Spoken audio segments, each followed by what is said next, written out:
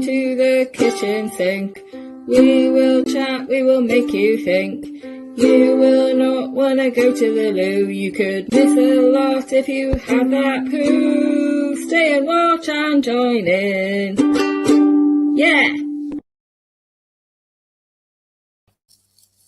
Hello! Yes! Hello! And welcome to the kitchen sink. I'm Sarah Bridgman and this is... I'm Lucy Orchard. Hello, Lucy. A year to do that, and now everyone's sick because that was first done probably in the 1980s on Top of the Pops. Yes, so hello, welcome to the kitchen sink, and you will be watching from all over the show. We've got Facebook, we got Twitch, we got Twitter. No, we haven't got Twitter. No one's watching from Twitter. I hope not. You're in the wrong place if you're watching from Twitter. Facebook, have I mentioned? Oh yeah, and YouTube's. There we go. Yes, there she is. There she is. Oh, hello, Huge. Huge is already with us. He wasn't with us last week. Ray is going to be here soon. He's got to feed the dog. And Jason Griffith, rating. I think my pets just heard feed. Do you know what? In my day job, I'm chatting to people all the time, and they're in their homes, and the amount of times people say walk, and the dog's like, hello? So if I've just made all your dogs go, oh, walkies, we're going to the dog. I do apologise. And we have Huge going, good evening, Lura. Oh, I like that, Lura. Have a great show. See you on Catch It. You're going to have to give up that job, Huge. Yeah, it's getting in the way. It's not on, is it? So, hello, welcome, join in the chat. We love to see what you're all up to. Where are you from? Where are you calling in from, callers? See what's happening in your world, because my world is intensely boring right now. I'm in Wales, the weather's shit. Lucy, how are you? Where are you? What are you doing? How's your week been? It's been all right. I just, the winds today, I don't know if those of you watching saw my roving reporter from the top of the moors today. Yes. It was so beautiful. And I was like, let's get out and do a video. And then all of a sudden the wind was just like, don't think so. Yeah. It's been, I think the plan is, I'm just looking out the window for verification. Rain, followed by showers. Do you know what? We've got this rain for another bloody week. And it's the end of May. We're meant to have these odd hot days at the end of May now. At a bloody titfall. It's not on. Stop it, weather. Well, my thinking is the rain stays all the way through to Brighton Fringe, which makes people go inside the pub to watch us perform. I love that. Shall I get the crowbar out for you? That was lovely. Really well, crowbar. Brighton Fringe, you say? What's the name of your show? No, I'm starting to panic about nobody going to it. I'm literally starting to panic. And I'm thinking rain makes people go inside pubs for no reason. So I'm thinking, even if they're there for no reason, they're there. I've had this chat with myself today. I know that was a shameless shoehorn plug, but I was also thinking, does this mean that people won't go out at all and therefore they won't be taking shelter in the pub? I went 17 layers of psychology today on how does this change my life? You are right to panic because it is hard to get Brighton Fringe. Yeah, you got to drag people in there. Good luck to you, girl. But I'm sure you'll be great because you are the queen of telling people. And even like every week, I look on, who's watching where? And everyone's watching off your bloody stuff. I've got one hello to the one person watching on from me. People will come. Build it, and they will come. They'll come. I suppose the next step is to fucking write it. Oh yeah. So what? No, seriously, come on. You've mentioned it now. What's the name of your show? It's WTF. Yeah, which is open to interpretation. So it could be we three females, we taste funny, win the figurine. We're going to be giving out figurines at the end. But it's just, we're going to let people decide what WTF stands for and the best person that suggests something. So a little bit of audience participation. And it also is Wales, Tiverton and Finland we've worked out. So that's well. So it's more than just what the fuck. It absolutely is. And I might forgive you for not inviting me along, but we shall see. But I do like that. That's really good. Yes, so we've got lots coming up today. We've got us chatting now, and then we've got Opinion Place. We're also reviewing Mo somebody or other. Gilligan? I want to say Gillingham. Now you've made me doubt myself. I've been telling so many people about it today. Mo Gilligan. It's Gilligan. Gilligan. I think Gilligan. Oh my god. So yeah, Mo Gilligan we're reviewing. I promise I've watched it. I've watched it twice. Well, I've watched it once and a half. So old and new comedy review, Mo Gilligan. And guys, right, I'm doing this because I can't look at Lucy, right? Don't look at Lucy a minute. Lucy is doing a secret mystery segment. She won't tell me. She won't tell me anything about it. So I am very much looking forward to that. As much as I'm slightly worried that it's all going to be a piss take out of me. But, life isn't all about me, is it? Well, just before the show started, you said it better be a 5-minute section on how great I am or you're in fucking trouble. So,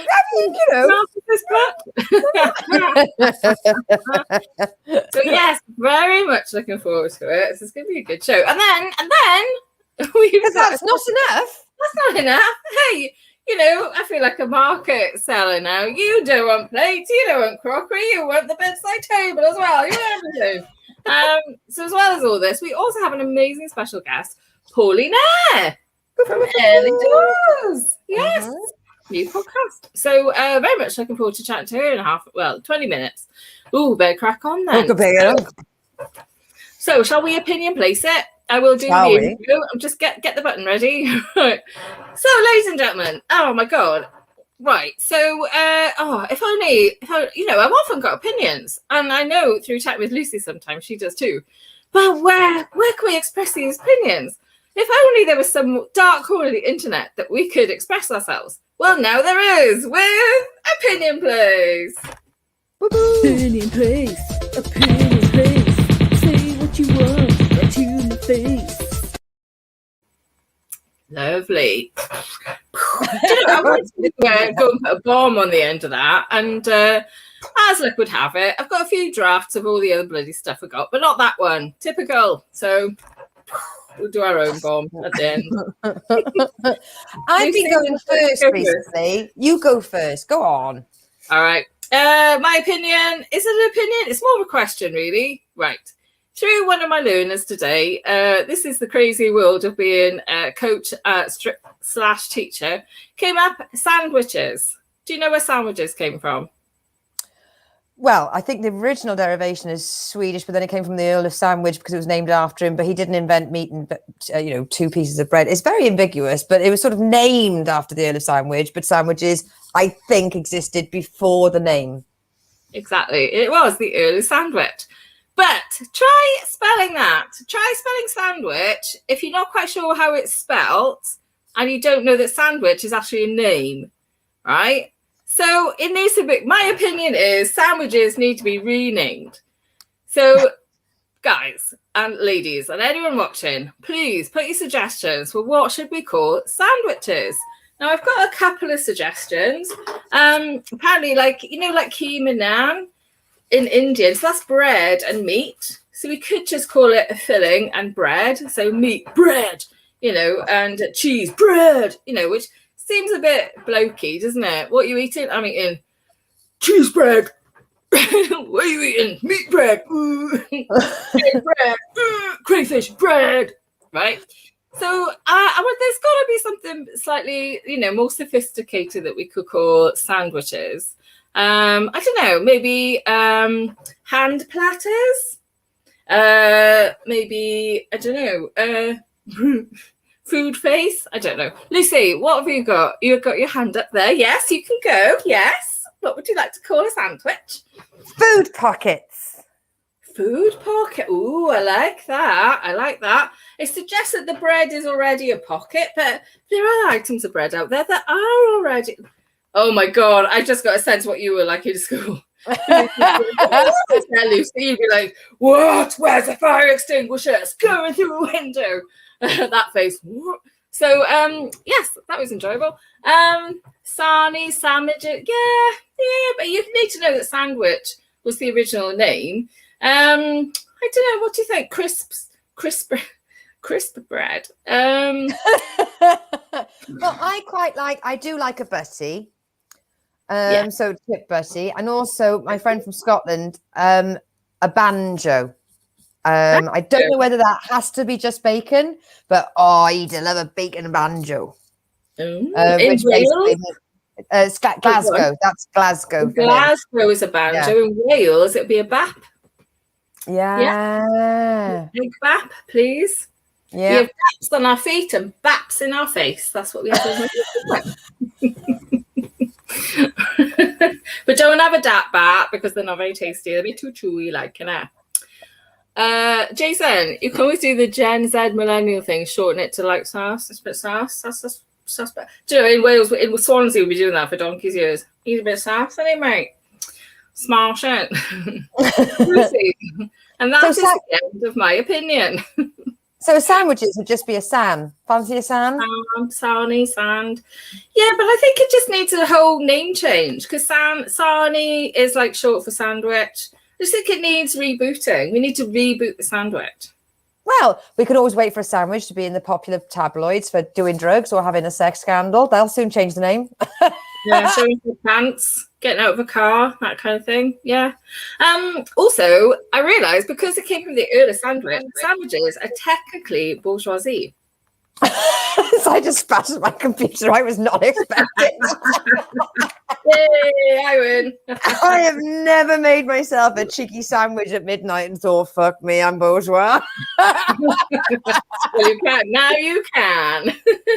Especially when it's a drunk sandwich where you can make a sandwich out of the entire contents of your fridge. Yeah, I want a bit of this. You want a bit of this. Have a bit of this.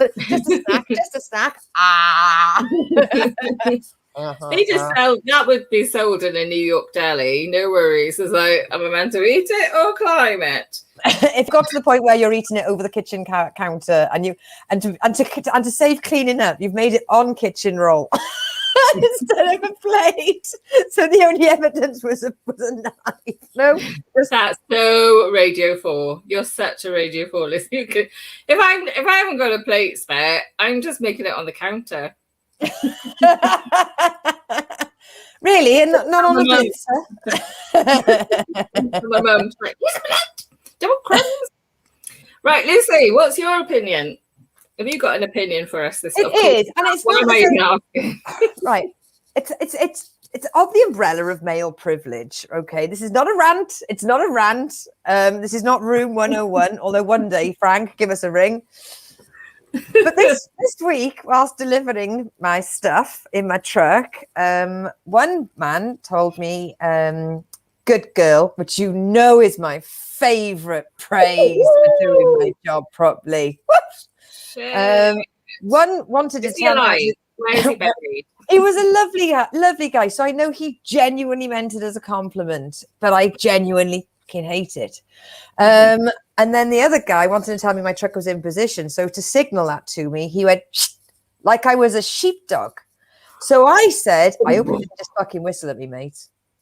And he took the ticket and went inside and wouldn't talk to me. Oh my God. Do you know? No, go on. 3 times a day, I ring the clients up and I'll say, hello, I'm your driver from the company I work for. Just want to double check on the address. Do I drive in, reverse in, or is that actually the invoice is going to one place, but you'd like it delivered to a next? Little things. And they tell me that the driver knows where he's going. And I say, no, he doesn't. And they go, no, he's been here before. And I go, no, let's go back to the beginning, love.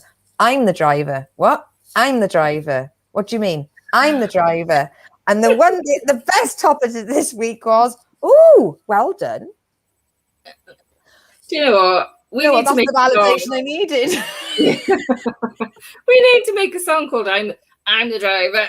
I'm the driver. I'm the driver. The driver. Lucy's the driver. And then this week, it turns out that I'm mainly professionally assessed not on my road safety and awareness, not on my success of deliveries or my personality when it comes to dealing with clients. It depends on whether some men like me or not. And I've been told that maybe they have trouble working with confident women, and that's really my issue to deal with. So how's your week been, Sarah? Flipping Nora. That's your issue to deal with. Yeah, it is. No, I did. When I said to you in the week, should we do a new set? Should we think of any? Are we thinking of any new segments? My new segment that I was thinking of was I would love to do like feminist corner. There's, do you remember Viz? Did you ever have Viz? Yes. Millie Tant. And I thought, oh, we could have Millie Tant's feminist rant. But I'd have to get permission off Donald Glover. Not Donald Glover. He's diversified. Do you know Donald Glover wrote for Viz? No, Simon Donald, sorry, who is the creator of Viz. But I wrote, that'd be great. Millie Tant's feminist rants. So I quite like it, but then I thought Lucy's never going to go for that. She'd be like, it's a comedy show, sir. It's comedy show. Okay. Try to keep it light, but my blood pressure's got it. Another thing, bro. It's just he didn't like it. And I went, did you just fucking whistle at me? Which is fair enough. That kind of reminded me of like any time, like growing up. I'm in my 40s now, obviously. So growing up, though, I'd be like, you know, when you first start working, I've got a clue about anything, right? So who do I go to? Who's been in work his whole life and knows everything? My dad, of course I do. But literally, right, I realised after about 5 times going to him with certain issues, every single time, it was the same advice, which was always, right, what you want to do is ask him outside. I'd be like, Dad, I work in an office. I can't ask Janet from HR outside. I'll be fired. She just won't share the stapler. I can't deck her out, Dad. Yeah. I could maybe fire a stapler across the room. Shirts off, middle of the roundabout, Susan. You've had the stationery key for too long and you've not paid towards the biscuit fund. Now fucking have it. I'll see you in the car park. You don't start rinsing your mug, I swear to God. It just reminded me, whereas where you are, you're always outside. So, And I always have a shovel with me. They should really realise this. Yeah. I didn't know how to use it. If the police want any help with their inquiries, just watch our back catalogues on YouTube. The other thing that happened today, you know, Shani did that what's in your handbag, or like what's the things you want. Yes, well, yes. I took the tape out of my handbag and I had it next to the computer for that demonstrative purpose. Today, my friend knocked his wing mirror off and I was like, not a problem, love. Let me just get the tape. You serial killers. Emptying, throwing everything everywhere. And it's just there. It's just there. It's just there. No help at all. So I'm going to put that straight in the bag. Put it in the bag. You never know. Be a hot guy on the side of the road. You know? Right. So, right. Right, that's all the opinions. Has anyone else done any opinions while we were waffling away to each? No opinions. Ray did say because he had long hair all his adult life, train drivers thought that was a female signal monk. Just because of long hair. Ray has got a massive beard as well, so thank you for finishing that sentence. I was wondering where that was going. Did you ever get touched up, Ray? Did you ever feel discriminated? Did you ever feel that when they moved sideways of you? Because with men, if a man walks past a man, they just walk past it. But if a man walks past a woman, they'll just help her by holding her waist. Yes, that. Yeah. It never bothered me until you realise what it is. And then you're like, oh, that does bother me now, actually. Don't move me out of the way. Thank you. So I'm now running pubs. Don't touch me. Stop moving me out of the way. Talking of pubs, I haven't been to one yet. Have you been to any pubs yet, Lucy? Now we're alive. I got taken out for just a jack of potato and a coffee. It's just in a pub, but it was, you know what? We sat at a table and we ate with a knife and fork. Christ, I remember the days. Honestly, it was like riding a bike. It was like riding a bike. You treated yourself. Mm-hmm. It is weird, isn't it? I went and got takeaway and there were people outside eating off china and had normal cutlery.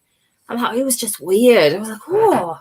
So used to everything being in takeaway cartons, isn't it? So odd. Anyway, I think that's the end of Opinion Place. Otherwise, we're not going to have time for everything else. So, That's the opinion place. Next, we have Old and New Comedy Review. Roll VT.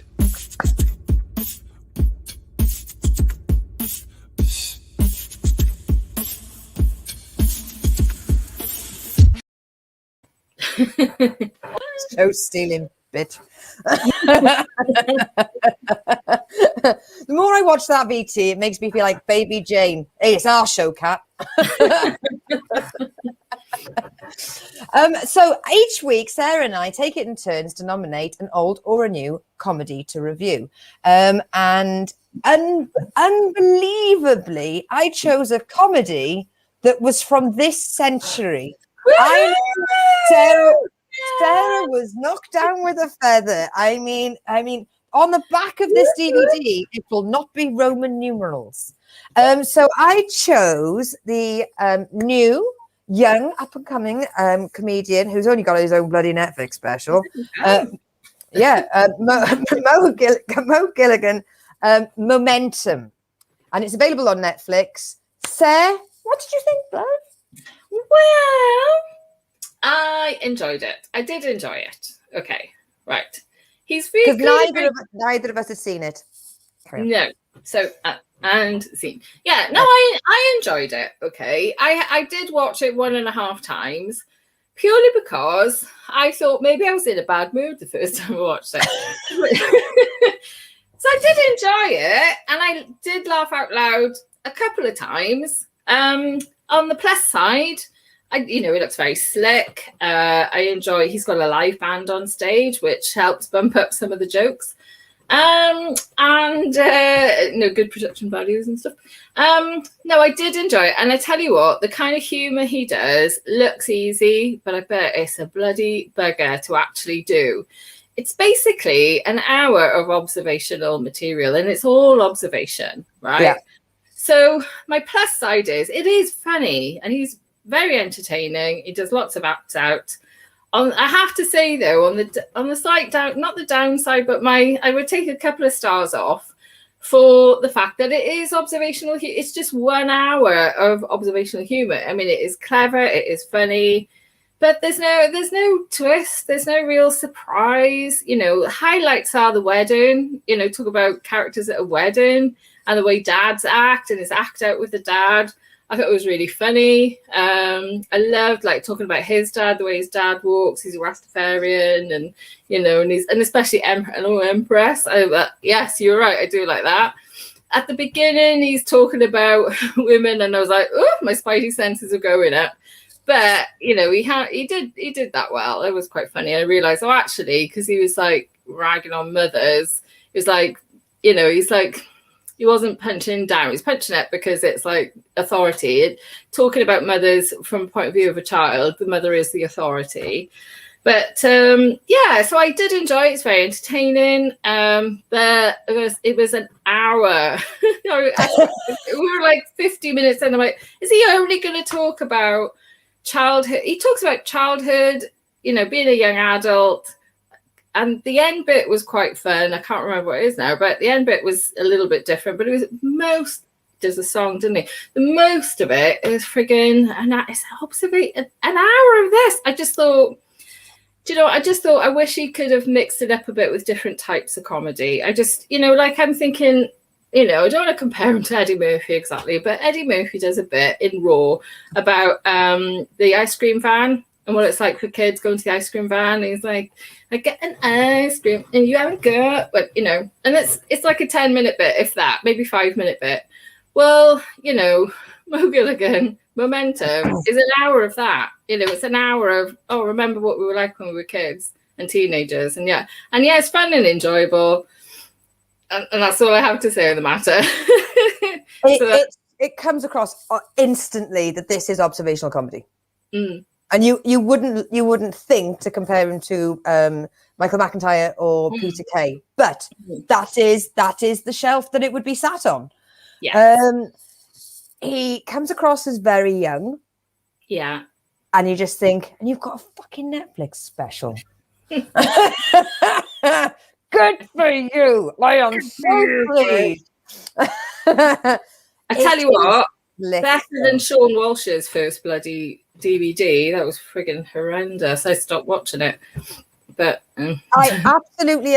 as you and I are teachers, and for me, I taught in a secondary school, and some of the stuff you were saying about having the learning difficulties, or at least, you know, disruption, the behavioural issues and stuff, I did find quite I didn't cope with it very well, because I've been the teacher on the other side.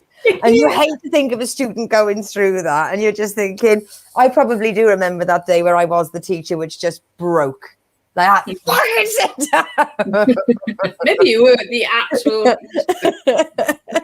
Remember your class with Little Mo in it?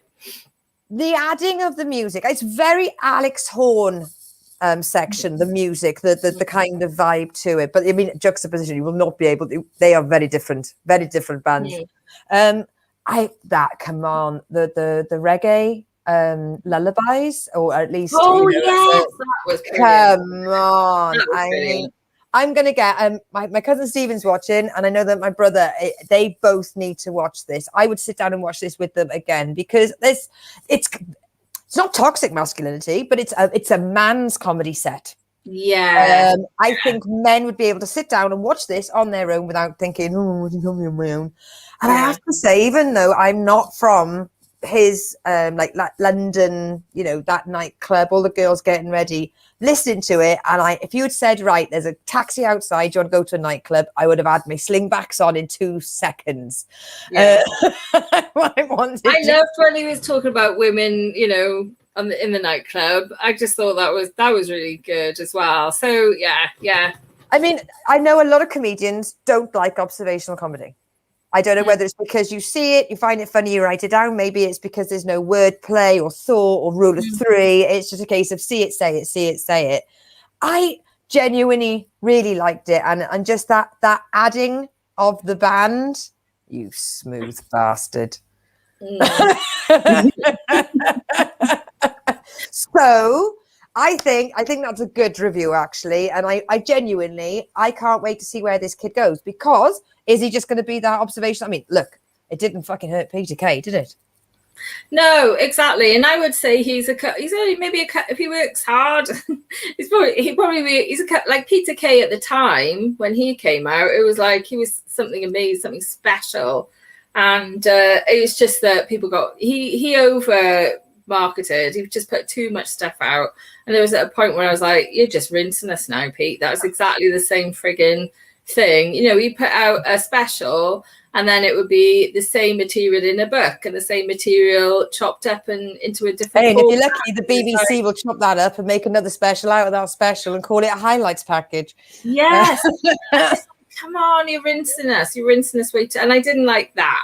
But I reckon with Mo, you know, down the line, he could be, you know, amazing. But maybe I'm being cynical. Maybe I'm in a bad mood. I enjoyed it. I thought it was great. And I think, you know, anyone watching this would love it or really enjoy it, get something out of it. And I don't know. I just like to have more surprises in my comedy, I suppose, and more.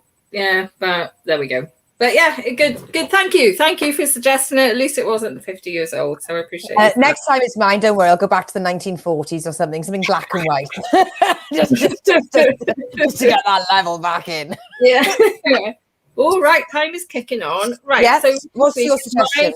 Well, I did have quite a bit of a thing, right? Because I was thinking, we should have a woman on. We haven't looked at women for a while, have we? So maybe Sarah Silverman. And then I saw that this huge comic died this week. Paul Mooney died this week. And check him out on YouTube. He was huge in America, huge with the Dave Chappelle show. But in the end, I've gone with, right, it would be nice actually to have something a bit different. We've had stand-up for a few weeks now. So I'm going with Motherland. Yes, BBC sitcom. It's on its 3rd series, which is showing now. So it's on the BBC right now. All 6 episodes are up. But I have been just watching them on a Monday night as if they were only coming out on a Monday night. So there's 2 episodes that have been released, live, but it's all on there for you to watch. So if you want to have a little look, watch that. And that's what we're reviewing next week. Is that another one where Holly Walsh writes it, but it's not in it? Yes. Like the other one. We reviewed the other one. Yeah. Okay. Cool. I've heard nothing but good things about Motherland. I haven't seen it, so I'm looking forward to finding out whether or not they were all talking bollocks or whether it is any good. It's a series. I mean, Holly Walsh doesn't write every episode. Like the last is Holly Walsh, Sharon Morn, Graham Linehan. He's a bit problematic these days, but keep it light. Beep, beep, beep. They have different writers now, so it's not always just them. I noticed last night's one, Monday night's one, there are different writers. We got to crack on because otherwise we'll not have time. Right, Pauline is in the dining room, but we have got a mystery segment. Lucy, it won't take long. Won't be long, Pauline. Amnesia, amnesty. So, welcome, roll up. Do you need me, or should you check me out as well? No. I am going to be the game show host for Amnesia, Amnesty, where I'm going to ask you. I've got 6 quotes here from our past shows, where you can either know which guest they came from, or you're going to have to say Amnesia, Amnesty, and we won't mind, and I'll reveal the answer. So I'm going to shuffle them up. Okay, won't take long. We won't keep her in the dining room too long. That we can't trust around the silverware. Open the sandwiches, Pauline. Open the sandwich. You can open the vol au vents. You can open the carb pockets. I'm trying a new brand for it. Oh, yeah, the carb pockets. Right. Open your Sammys. So it starts off with an easy one. All right. Yes. Oh, leave me some egg, though. Yes, go on. Sorry. Everyone always eats the egg. Right. Who rather enjoyed being rescued by an ambulance crew? That'd be Louise Leigh. Ding! We got this time. There we go. Okay. Who said this? I went to see Knives Out 3 times in the cinema because it's brilliant. I loved Knives Out. Oh, God. I've got a feeling it was a man, but I can't remember who. He's got longer hair than you. Who did we interview with long hair? I cannot remember. Are you calling Amnesia Amnesty? Amnesia Amnesty. Steph Allen. Ah! Right. Who said this? Well, it said leave and I had a compulsion. It's a red X and the words leave. Do not give me the codes to the nukes. That could literally be anyone. Say it again. Well, it said leave and I had a compulsion. It's a red X and the words leave. Don't give me the codes to the nukes. I would say Suze Kempner, but I don't think we gave her 2 minutes to get 2 words in. So, no. Luke Onrati? Larry Morgan, who at the beginning of the interview couldn't resist the leave studio button in StreamYard and ejected herself from the interview before we'd even said hello. Oh, yes. Oh, my God. I'm going to have to go back and watch some of these. All right, go on then. Who said it's not like they need a white room or a basket of kittens or the muse doesn't flow? I've no idea. Amnesia Amnesty. Claire Ferguson Walker. Oh. Okay, last two. Who loved... Well, they're very short. Who loved it that you described New Zealand as up their own arse? The whole of Wales. Priya Hall. And the last one, instead of watching Strictly, who would rather boil a kettle of sugar and broken glass and pour it into their own eyes? A very unhappy individual. Or as we call him, Steph Evans. Ah, there you go. I enjoyed doing that today. You did make me look like crap. It was called Amnesia Amnesty. I wouldn't have got him. It's only because I got the fucking answers. Oh yeah, that's right. Yeah, they're all online. They're all on YouTube. So they're all in the pantry. Yes, in the pantry. Oh, I like that. Yeah, they're off in the. We should call you. No, let's not call you. No, let's not go crossing brands. We're already working on sandwiches. Let's leave the brand as the kitchen sink. I really like that, Lucy. We'll have to bring that back. Mystery segment. It can be different every time. I love it. Well done. Awesome. Okay, we have we haven't got a mystery guest. We know who our guest is, but she's in the dining room. What we've mentioned a couple of the nibbles. What have we got? Any other nibbles for Pauline? Yes, because it's difficult, Nibbles, because it's so cold and windy out there. I've just made a big stew, and there's some freshly baked rolls next to it in a big antique soup bowl with a big label, and it's sort of like a mix between stew, stovey, and cowl. But it's just that's the weather today. This is not a finger buffet weather. No, it's hearty. That's not. We want to look after our guests, don't we? Thank you so much, Lucy. I hope you're enjoying the stew and the Sammies, the carb pockets, and the carb pockets. And let's drag you away from the buffet and into the kitchen sink. And welcome our special guest, Pauline Eyre. Special guest time, special guest time, special guest time. Hello. Oh, you said you'd made a big. There isn't any left. Sorry. I love comics. Been at the banjos.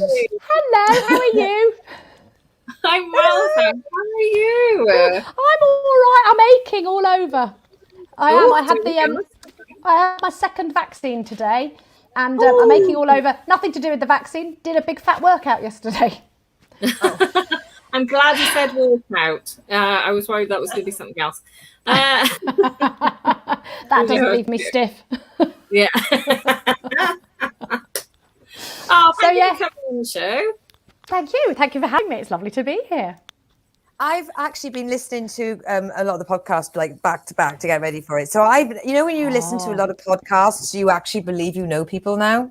You're like, oh yeah, we know each other. And we've met so briefly.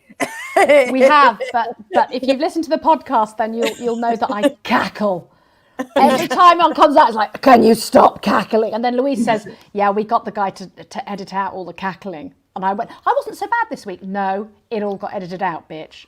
I cackle. I cackle. Oh, I'm like, ha, ha, ha. Dreadful, awful. So there's like a blooper reel, like there's a cackle track somewhere. There's just basically 37 minutes of continuous cackling. I smell a Turner Prize. See, now you got me doing it again. Stop it. I was gonna leave the studio as well, because when I found out that Hugh Janus wasn't going to be here live, I thought there's no bloody point then, is there? Fuck it. What's the point? Yeah. But he is here in spirit. Would you like your Hugh Janus question? Early doors. Yes. Can we break you in a bit? Oh, I like that you've branded my podcast there. We'll have that early doors, will we? Yes. Oh, yeah. So the point with Hugh is everyone thinks he's a stalker. I mean, I don't know him personally. I can't vouch for him not being a stalker, but it is important to point out to people that if you put stuff on the internet, it's on the internet. So if he Googles your name, this stuff will come up. So I have got a question here, and it is, hi, Pauline, or should I say Sheriff Catherine, did Mark... Yeah, there we go. There's the first sign that he's done good desktop research. Did Mark Kermode ever donate his used London to Southampton train ticket for the guest the surprise present in the goodie bag? I hope there's not two Pauline's Eyres out there. So the Sheriff Catherine is. I did a Doctor Who last year, as you do. I did the audio book ones. Still counts. I know, it definitely does. Just after lockdown, I had to go and do the job during lockdown, and it was all very secure and amazing. So I got to act with Doctor Who, except we couldn't be in the same studio. So I didn't actually get to meet Paul McGann. I was going to say, which doctor was it? Okay. It was Paul McGann. That's my doctor. I'm looking at this, literally opposite me, over there on the shelf is the CD next to the picture of my mum. Oh, Doesn't matter. It sits there because I'm so proud of it. Now, God, the Southampton train ticket, that's something else, isn't it? I don't know. There could be two of you out there. Well, I was always a big Mark Kermode and Wittertainment fan, and I had stuff read out a few times, but I can't remember what there was about a Southampton. I think somebody there was something about wanting a Southampton. I don't know. There is something in my past where another comedian, I'll name drop Sophie Hagen, needed Southampton to London train ticket for something, for a prop, I think. And I put it out on my Facebook and somebody sent me them and I sent them to her. And maybe I asked Mark Kermode if he would do it because he lives in Southampton and broadcasts. I don't know. There's something. God.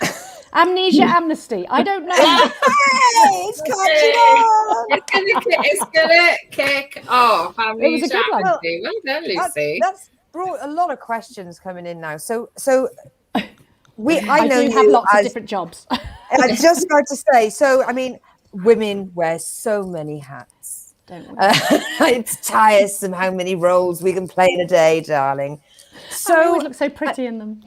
Especially when we smile. So voiceover work. So is it just acting that you do, or do you do other voiceover? There's more than just acting when it comes to voiceover. So tell me more. Not as much acting. I used to be a continuity announcer. I trained as a continuity announcer how old am I, 30 years ago? Shit. And then have a voiceover agent and do mostly commercials and stuff. So you do chance sound to do a like bit of someone acting. who knows how to enunciate. You do have a lovely voice. Oh, I do talk pretty. You do. So when you tell someone to do one, everything is enunciated. Yes. Fuck right off. All the T's and F's. Beautiful. Are we allowed to swear on this? I hope we are. Yeah. Excellent. Because I had a great idea for your feminist corner. Oh, yeah. These things should always be alliterative, shouldn't they? So I thought you could call it naffed off nook. Yeah. Or you could call it pissed off place. Or you could call it Hunt's corner. Was just Yeah. But I also Wasn't so much enunciation there. No. I also deliver stuff in a van and hear you very loudly on that one. Yeah. Mm-hmm. In fact, if anybody calls me girl or sweetie or dear or whatever, I always say thanks, Poppet. Always, always. If a man says thanks, darling, you're welcome, Poppet. Would you like your testicles back, little boy? So you do the voiceover, the continuity. By the way, Susie Blake's continuity announcer in the Victoria Wood stuff. She is my favorite character in comedy if ever. So have you got? I don't know that much about your like comedic background. So like stand up, or is it sketches, or is it just the writing, or how did you pick up Lee? She was I'm imagining it was outside Tesco's. So I've been doing stand-up for, do we call it 5 years or 6 years because of lockdown? Since 2015, almost 6 years to the day. I started stand-up then, but I had been writing continuity announcements for a long time, and I'd been doing that in quite a comic way. So the job I was best known for, we wrote very funny stuff. I was very proud of it. I was a continuity announcer in the daytime on Channel 5 when it launched for the first 6 years. And we had these just deliciously dreadful American soaps, and we were allowed to say anything we wanted. Coming up next, Nikita. Yeah. Yes.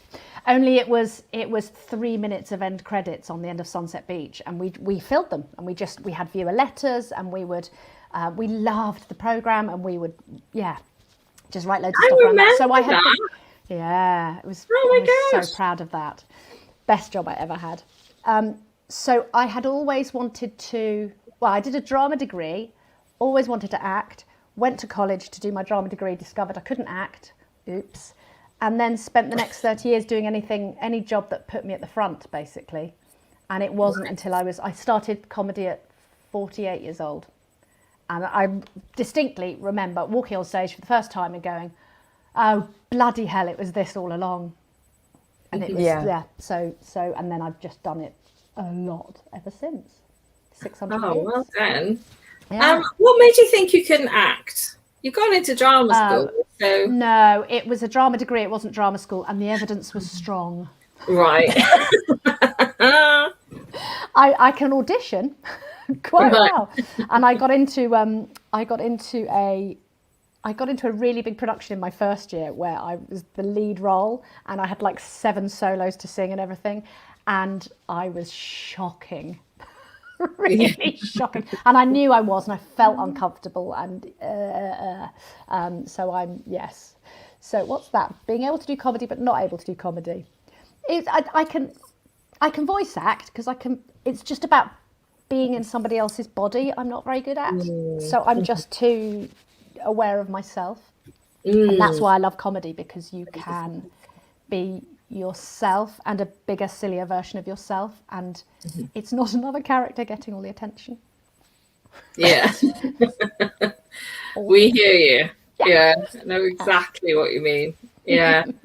So I listened to the podcast, very much enjoyed it. I loved it. I listened to the Stu Goldsmith one, and I, full disclosure, about halfway through, but very much enjoyed it. And you mentioned that you spent about 6 months planning the podcast and working on the format. Yeah, we did. So, you asked how I met Louise through Funny Women. Oh, sorry. Yeah. No. Well, that's all. So we met through Funny Women, and then I was supposed to tour a show all last year, my first solo show, and I did it myself, don't have an agent or anything, arranged it all around the country, and I was looking for interesting venues where, because of my age and what I talk a lot about menopause and stuff and being middle-aged, and what a horrible term, and so I contacted Louise and said, is there anywhere in your community in Bristol that would be appropriate for this, and maybe we could work together. Maybe you could do your show, I could do my show, we could put a whole, you've got the audience, I've got nothing to bring to the table but can I come? And so I think I'd met her once, and I went and stayed in her house, and we had such a laugh, and I just adored her from the off. And then we started talking over the last year, and she came to me and said, well, we've got to do something called Eyre-Leigh Doors, haven't we, because our names are a pun. And so Eyre-Leigh Doors was born. And in fact, it was 2 days, I think, before the first episode. And we had worked out this whole format with 6 different games that our guest would play every week. And she phoned me up and said, you're not going to like this very much. I think we should just scrap the whole thing and just do one game. And this is the game I think it should be. And it's a completely different one. And that became Eyre-Leigh Doors. And like an idiot, I trusted her. But it's been fantastic ever since. Really loved it. So we had played around with all these different formats on Zoom for months and just kind of got to know each other and played, as you two have done, but you've done it live. Well, I was like, oh, that would have been a thing to do. Actually plan a format. Yeah, and then I watch yours and think, we could have just chatted. Yeah. Oh, at work. I mean, 6 games in an hour, like, whoa. I mean, you'll be thanking yourself you didn't do that. She was bang on. She was absolutely right. Her instincts are great. So can I stop complimenting Louise Leigh now, please? Yeah. But I mean, we just do, like, with the Old and New Comedy Review, you'd think that'd be easy. Sometimes finding half an hour in that week to sit down and to be like, right, I'm going to be funny now. I'm going to absorb comedy and I'm going to let it tell my face to laugh. And you just sit there. Yeah, it's homework. Because it's work. And we stalk our guests first. So I've spent today, we're recording Callie Beaton next week, and I've spent today stalking every interview, every tweet, and she's prolific. But it's great because then you come out with stuff that they don't know that you know. Like somebody going, we've got Hugh Janus for that. We've outsourced that. Very wise. Have you interviewed anyone that you're like, holy shit, yeah, oh my God, I can't believe I'm talking to this person yet? We were pretty chuffed to get Stuart. Yeah. We decided you can only ask, and that was really brilliant. Actually, our guest this week is, well, it's someone I know and she's a friend. So for me, it wasn't, oh my God, I'm talking to her, but it is somebody from EastEnders. So pretty damn chuffed that on Saturday we've got her, and her storyline is just blown up. She's in it. She's back in it. She's a revolting character. And that's Simone Labib from Bad Girls and now EastEnders. And yeah, so that's quite exciting. Our first non-comedian. Yeah. But it just seemed like, what a great idea. She's in EastEnders at the moment. That could really sort of, you know, get us lots of people. And she's hilarious on it. She's fab. Oh, fantastic. Yeah, the reason why I ask is because, like, we had, not that we're like, you know, we've been really lucky with the, you know, we had Stu Goldsmith as well, and Jenny Eclair, and lots of people. I'm like Angela Barnes last week, and every time I'm like, holy shit, how the hell are we going to keep this together? You know, I was just wondering, how do you feel? How did you feel interviewing Stuart? You know, obviously you're brilliant, but you know, we were very giggly. Yeah, there was a lot of just, can I stop giggling all the time? But he was so funny. He's annoyingly nice, isn't he? But you can't help but took the piss out of that a lot. Yeah, we did take the piss out of that a lot. You're such a nice guy, aren't you? Such a nice guy. Yeah. But I've gigged with him 2 or 3 times, and I've met him a few times, and actually he was incredibly nice. In Edinburgh, I went to see his show with a friend. The friend, who was Andrew White, flyered him afterwards. We were chatting to him outside the venue, and he flyered him, and I went, well, if you're going to fly him, I'm going to fly him. Hey, Stuart, I'm doing my split show tomorrow. He bloody came. And it was our first split show, me and Rebecca Howe, and we were just, it was like, Stuart Goldsmith's in the audience. But did you get every word and punchline and timing out? Did you make it the best performance of your existence, or did you go words? No, I'll tell you what, as soon as someone like that, when they laugh and you can hear them laughing because they've got a distinctive laugh, because you're just like, oh, I'm riding the wave. I did a gig once where Joe Lycett was in the audience. And I came and I was so nervous. And he's got such a loud laugh, and he laughed at one of my jokes, and I was just, one of the few times I've ever done it, I just threw my material out the window and just went off on one, and I was so happy, and I went up to him afterwards and said, I can't tell you how lovely that was to hear you, and he said, and I quote, I thought that was the perfect joke. There we go. Get them T-shirts printed. And literally every time I tell that joke, which is in every set, I never leave it out. I always think, it's a perfect joke. It's a perfect joke. Apparently. I mean, what? So nice. So nice. It makes such a difference, doesn't it? When, you know, people support people like that. So we're going to be very ambitious with our guests, because why not? They might come. We are also doing the Brighton Fringe. Oh, sorry, did I? Are you? We are. We're doing 2 live early doors. I didn't realise how long Brighton Fringe was. It goes on forever. It goes on forever. So what dates are you there? Plug. We are there the 19th and the 20th of June. Right, perfect. Everyone who's going there isn't the same time as me. Brilliant. Live Eyre-Leigh Doors. What time's your show? Yeah. There's 3 different times. Yeah. So it's on Friday night. It's on Saturday night, Sunday night, Monday night. So we've got 3 sets at the Caxton Arms. But I keep texting everyone that said they're going to Brighton. See you there. And they're like, yeah, I'm there 3 weeks before that. So you're not the 19th, 21st? No. 21st. No. But we've got one of our big heroes doing that. So that's quite exciting. We've got Laura Lex doing that. So that'll be fun. I love her. Yeah, she's brilliant. Yeah.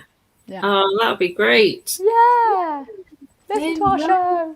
Where are you based? Because we all know that Lou is in Bristol. Where are you currently residing? I'm in North London, innit? Ah. Yeah, North London, Finchley. Ooh.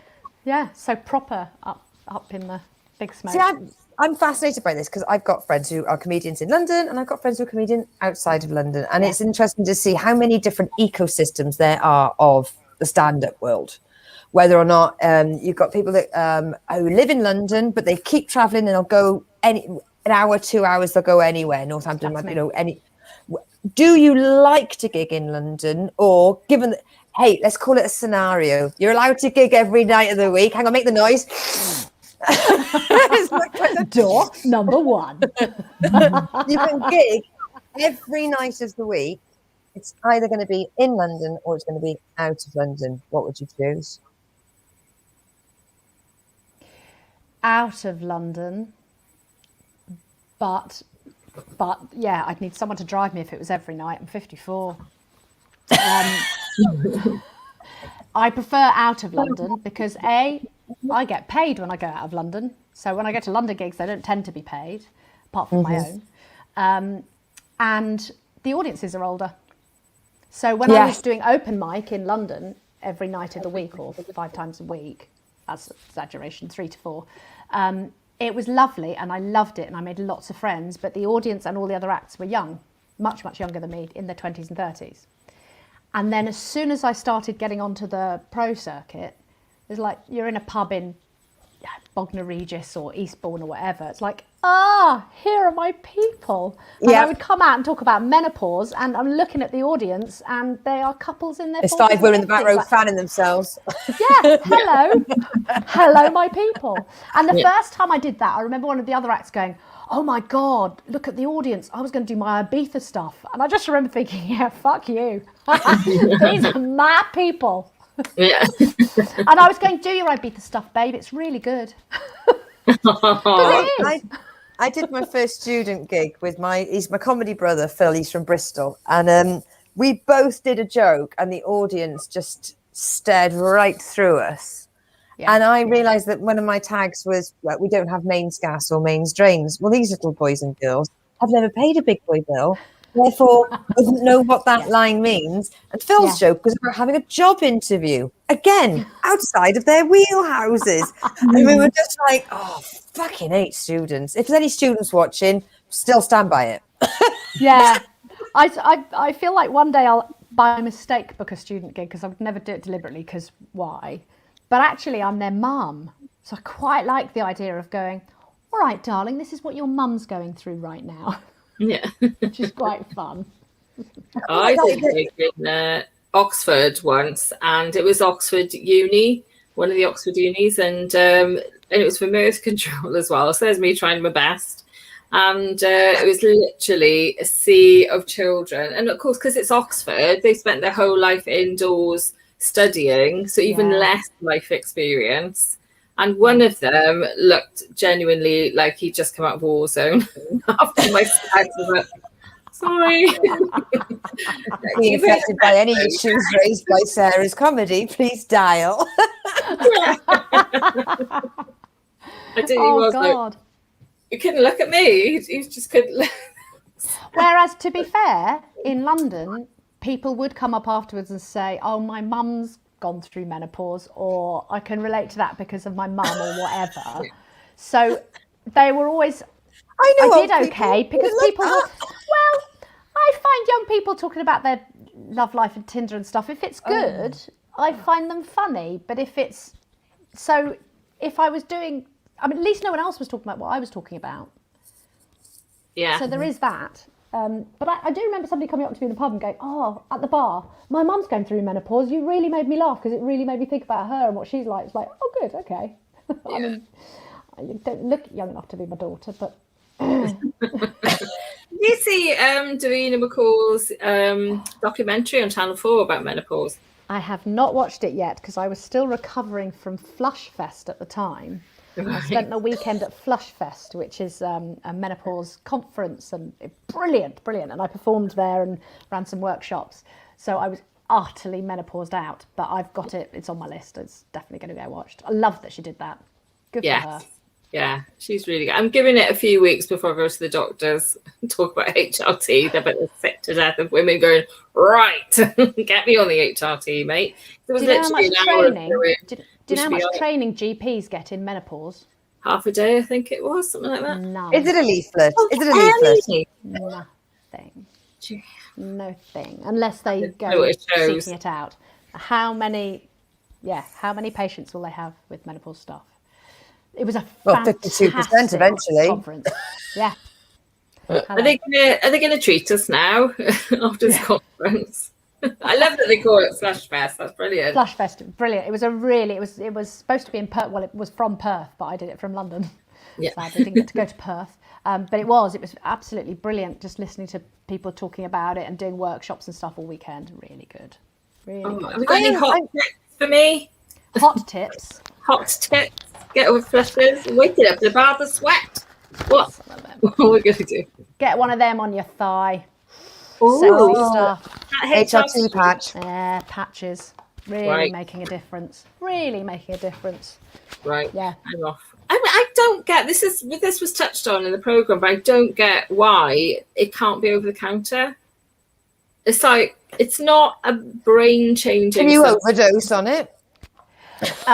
No, but it's quite expensive, and no, there is stuff about it that's controlled. But also, if it was, I count these because I have one of my offspring is trans, and I am making absolutely sure these don't get nicked. Right. Only one of us needs to be having, estrogen at a time, and we'll make that legal, shall we? So, which is horrible because they have to wait a long time. But yeah. No, there is. If you had it over the counter, it would. There is stuff, not the patches, I don't think, but you do. There are side effects and stuff, and you do have to. If you just bought it, you wouldn't get the right thing. You have to experiment with it, experiment with doses and different things. I'm definitely not an expert because mine's working for me, and that's fine. I'm going to go to the doctor then. I should have gone today. I had an opportunity to go today, but I just thought the thought of it, especially my docs, they're useless. I know I'm going to sound like a proper middle-aged gammon now, but they flipping are. It's like when it comes to menopause, I've been twice, and the first time the doctor said to me, "So what? Why are you telling me?" I was embarrassed having to pluck up the courage to say, "Oh, I think I might be menopausal," and he goes, "Right, okay. Why are you telling me?" And I'm like, "Because you're my doctor, aren't I supposed to?" And he's like, "Oh, right, okay. Anything else?" Ask for a referral to a menopause specialist. There are menopause specialists. Right. I had a doctor once who said to me two things. He was a locum, and I had just had baby twins, and he said, and I'd had a liver complaint during my pregnancy, which meant I had to have blood tests for a few months to make sure my liver went back to normal. And he literally, I walked in, he looked at my test results. I wasn't here for this. And he went, "Oh, would you mind me asking, how much do you drink?" That was one thing. Assumed I was having blood tests and my liver checked because I was alcoholic. Might want to check the notes, mate. And the other one was, "Do you mind me asking, how are you finding it being an older mother? Because my wife and I are trying." It's like, can we get to me at any point? Yeah. We've only got 5 minutes, mate. Can it be my like, how come you're a locum and you don't have a regular job? Yeah. He was such a weird GP.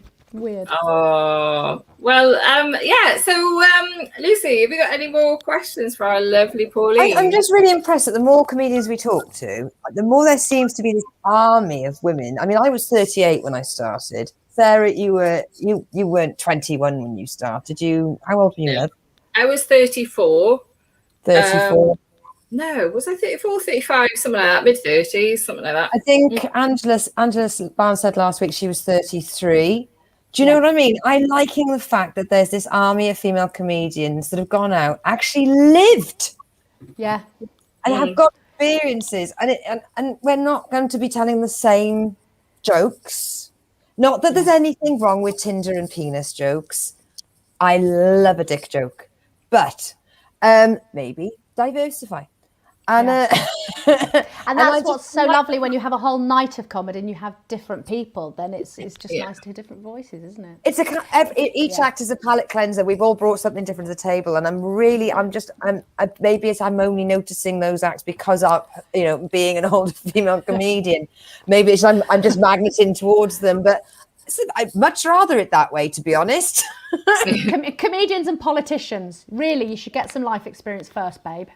Otherwise, you've got bloody 12-year-old Mo Gilligan getting a special, and that's just not okay, is it? Not okay. Very funny, but Jesus Christ, child. You're doing the O2, are you? Well done, Poppet. Did your mum sign the Netflix contract for you? We're not bitter. No. Bring clues for him. I got a bit of a taste of what it must be like being on an all-male lineup. When there were the only man on the bill was Lloyd Langford, and I was on with Essel Theatres, and because Essel did a special about menopause, and I was a bit like, oh no, shall I do my menopause materials? And I thought afterwards, how friggin' stupid is that? Like, we've got like so few women, and like two of us happen to be on the bill, happen to be talking about menopause. But brilliant stuff. I'm not feeling sorry for the men, actually. This is gonna make it sound like, oh, you're gonna feel sorry for the men. They're all gonna talk about stuff that they all go through. If they went through menopause, there'd be a freaking sitcom about it. Yeah, there'd be a bloody cure for it by now if men went through menopause, that's for sure. Was it the Michelle Wolf special where she was about like having to check that the men had changed their tampons because they wouldn't be able? They'd be like, "It's been in a week, isn't it? Yeah, it's been in a week." It has, isn't it? Oh, Pauline, we could chat to you forever. That half hour was just absolutely flown by. Hasn't Thank it? you so much. Lovely. Thank you for coming on. Your podcast sounds so slick and professional. It's well worth working on it for half. I mean, it would be absolutely at home on the radio, especially like that 6:30 slot on Radio 4. No doubt about it. Tell them. Write in. Tweet them. Yeah, all right. No, I mean, you should have us. And well, they wouldn't have us, but sorry, stop talking. Right, you don't need them. I can swear too much. The world has moved on. The world has moved on. We don't need radio anymore. We don't need guys. We've just got to hit us and our lovely audience. So, guys, listen to check it out. It was really good. Really enjoyed it.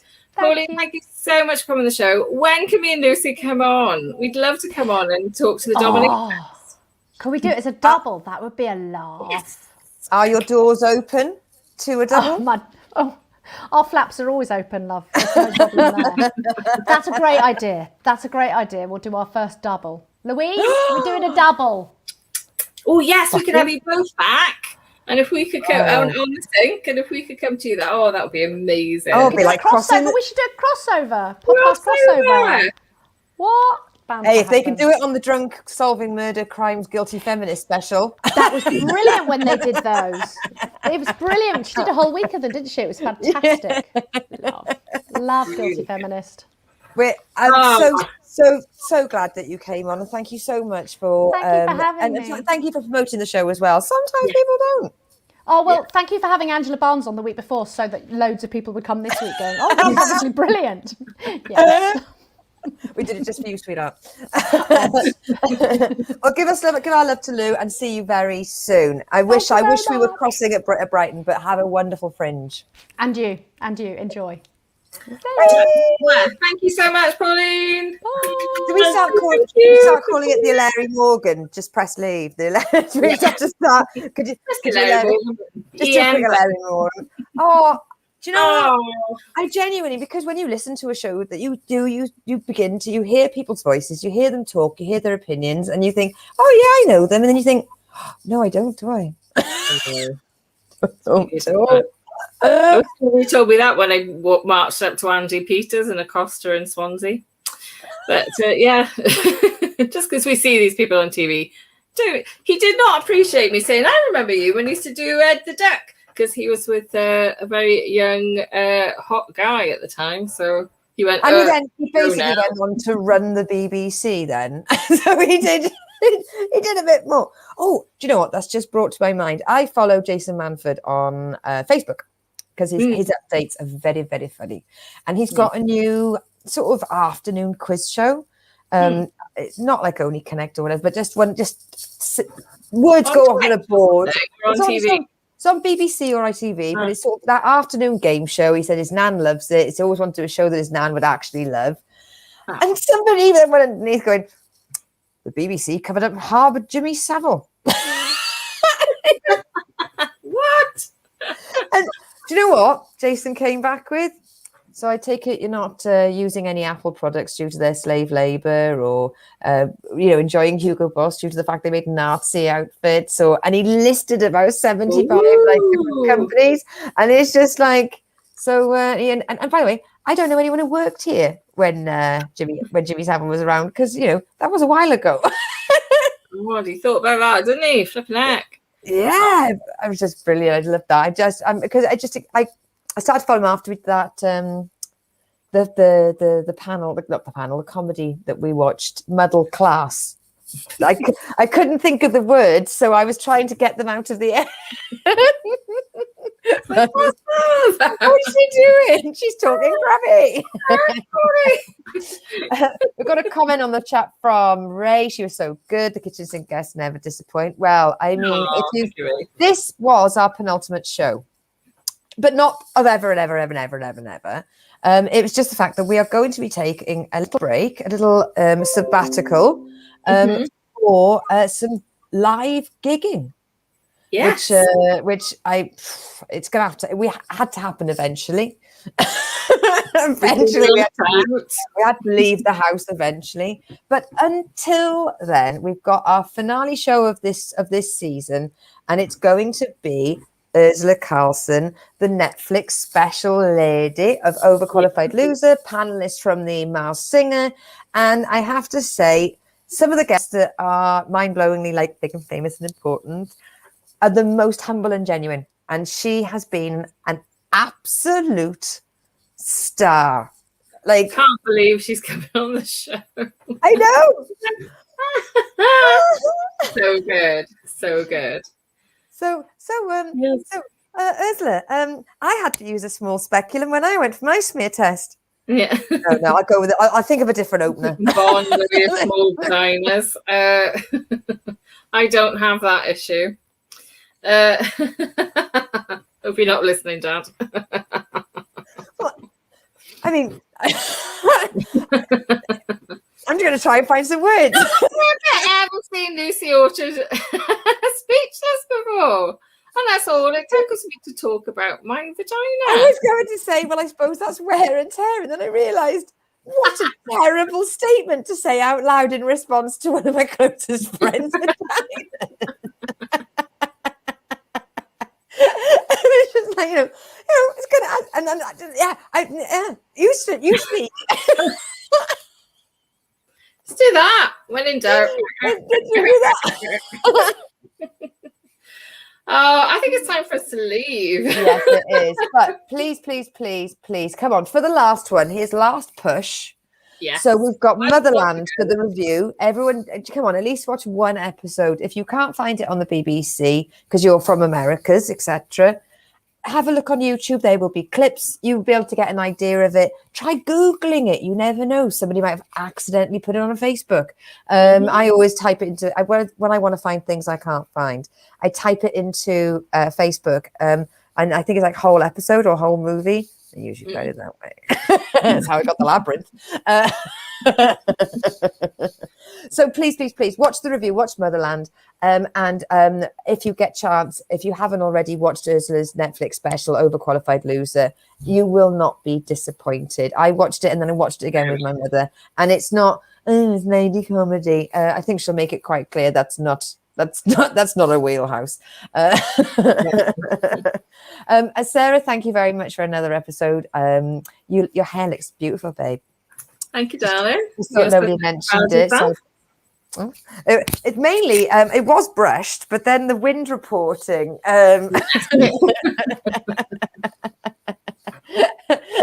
So thank you very much, everyone, for watching. Thank you very much for commenting. And please do share this and tell your friends. And of course, we will see you for the ultimate show of the season this time next week, 7 p.m. However you're watching it now, we'll be there. So I'm gonna press the VT. Press the button. Bye, everyone. Bye. Well, that was the kitchen sink. Did we make you laugh? Did we make you think? You can now go to the loo. You can treat yourself to that great big poo. And we will see you next week.